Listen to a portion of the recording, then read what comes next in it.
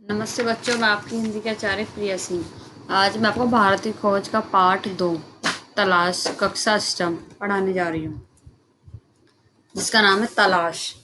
ये भारत के अतीत की झांकी। इस तलाश पाठ में है क्या, नेहरू जी ने क्या कहा है इसमें, मैं इसमें बताती हूँ आपको। जैसे कि इसमें कहा है, बीते सालों मेरे मन में भारत ही भारत रहा। इस बीच में बराबर उसे समझने और उसके प्रति अपनी प्रतिक्रियाओं का विश्लेषण करने की कोशिश करता हूँ। मैंने बचपन की ओर लौटकर याद करने की कोशिश की, तब मैं ऐसा महसूस करता हूँ। ठीक है बेटा, इस पूरे पैराग्राफ में मैं आपको बता दी इन्होंने क्या कहा है। विश्लेषण करने का अर्थ बेटा, विश्लेषण करने का अर्थ होता है, मैं आपको बताती हूँ, विश्लेषण करना वास्तविकता जानने का प्रयास करना। ठीक है बेटा, वास्तविकता जानने का प्रयास करना। इसमें कहा है कि नेहरू जी ने मन में बीते सालों भारत ही भारत रहा। वे भारत को बराबर समझने और विश्लेषण करने की कोशिश करते हैं। वे अपने बचपन को याद करने की कोशिश करते हैं कि तब वे कैसे महसूस करते थे। वे सोचते हैं कि आखिर ये भारत है क्या, ये किस विशेषता को प्रतिनिधित्व करता है, ये किस विशेषता को प्रतिनिधित्व करता है। ठीक है बेटा, ये वे शक्ति कैसे खोता चला गया। जनसंख्या विशाल समूह होने के बावजूद इसके पास कुछ जानदार कहने लायक है। ये विश्व से अपना तालमेल किस प्रकार बैठता है। इन बातों पर विचार करके भारत की मजबूती तथा एकजुटता को जानना चाहते हैं इसमें नेहरू जी। ठीक है बेटा, देखिए अगले पैराग्राफ में क्या कहते हैं। भारत मेरे खून में रचा बसा है। भारत मेरे खून में रचा बसा है, इसके बावजूद मैंने एक भारी आलोचक की नजर रखता हूँ।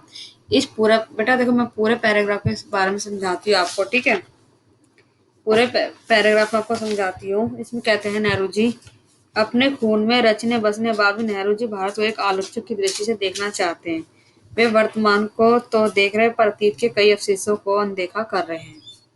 इससे वे मन ही शक्ति खो रहे हैं कि क्या उन्होंने भारत को देख लिया है। यह भारतीय अतीत की विरासत के बड़े हिस्से को खारिज करने का साहस कर रहे हैं, जो बहुत ही सार्थक और टिकाऊ रहा है। किंतु अगर ऐसा होता रहा तो भारत हजारों वर्षों तक अपने सभ्य अस्तित्व की पहचान बनाए नहीं रख सकता है। ये नेहरू जी बेटा बोल रहे हैं कि अगर ऐसा रहा तो भारत हजारों वर्षों तक अपने सभ्य अस्तित्व की पहचान बनाए नहीं रख सकता है। ठीक है, अगले पैराग्राफ में, भारत के उत्तर पश्चिम में सिंधु घाटी सतह मोहनजोदड़ो के टीले पर खड़ा था। मेरे चारों तरफ प्राचीन नगर, घर और गलियां बिखरी थी, जिनका समय 5,000 वर्ष पहले बताया जाता है। साथ ही ये कहा जाता है कि प्राचीन समय पूर्णतः विश्व सभ्यता के स्थायी रूप से टिके रहने का कारण इसका ठेठ इसका ठेठ मतलब पूरी तरह भारतीयपन और आधुनिक सभ्यता का आधार है।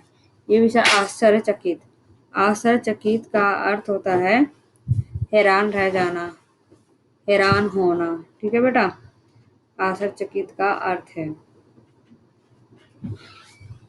ये कि कोई संस्कृति या सभ्यता इस प्रकार 5-6 हजार वर्ष या उससे भी कुछ अधिक समय तक निरंतर बने रहे। ये बराबर परिवर्तनशील और एक विकास बन रहा है।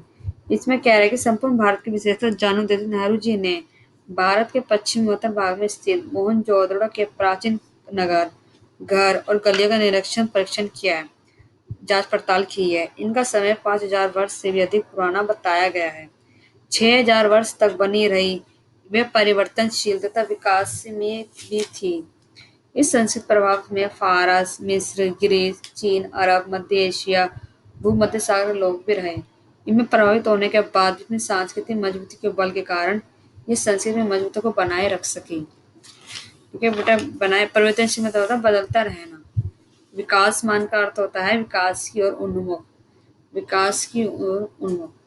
टीला होता है पठार जैसा ऊंचा भाग।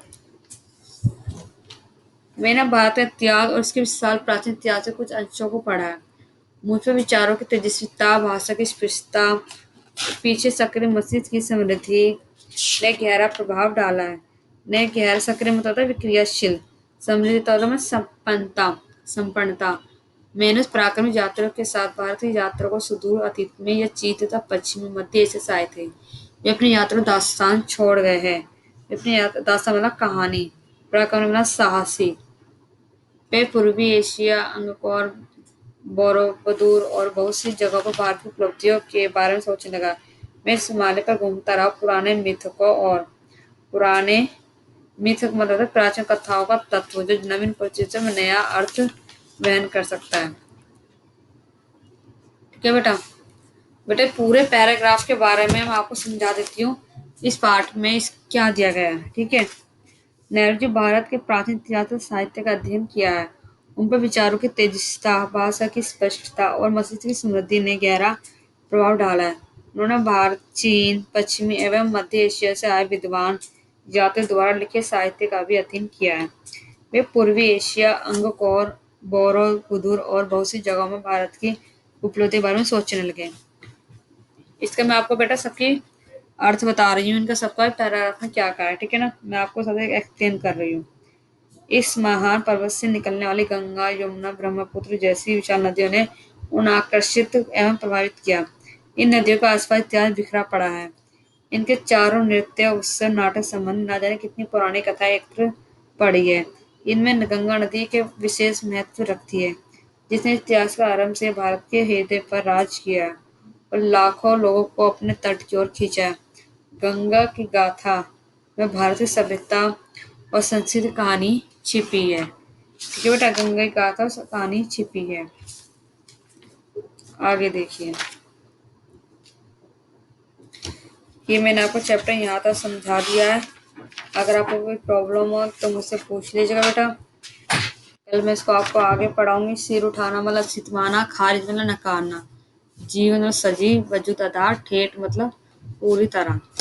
आपका गृह कार्य है नेहरू जी ने बाकी दृष्टि देखते हैं नेहरू जी ने सिंधु घाटी की सभ्यता को आश्चर्यजनक क्यों कहा।